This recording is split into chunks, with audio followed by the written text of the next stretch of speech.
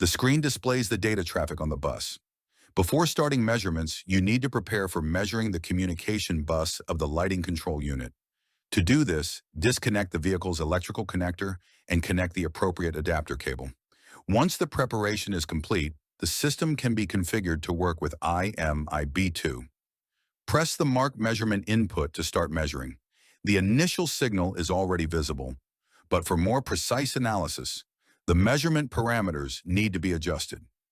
First, set the measurement range to the required voltage level. Since this bus operates at approximately 12 volts, select the corresponding range for optimal signal display.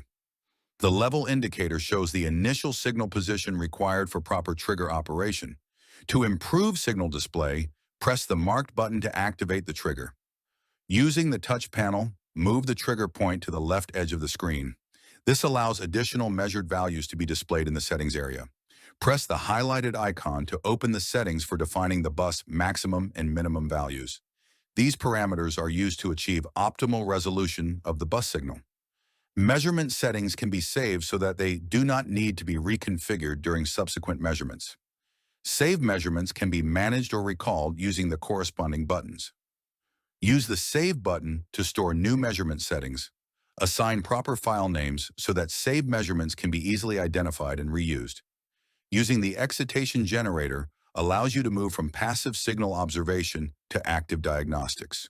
During measurements, voltage and current signals can be purposefully generated and applied to the line or bus under test. This enables checking the integrity of wiring, evaluating the control unit's response to external stimuli, and reproducing conditions under which a fault occurs. Thus, signal generation combined with measurement allows not only to observe the signal waveform, but also to actively verify system operation, significantly increasing diagnostic accuracy and efficiency.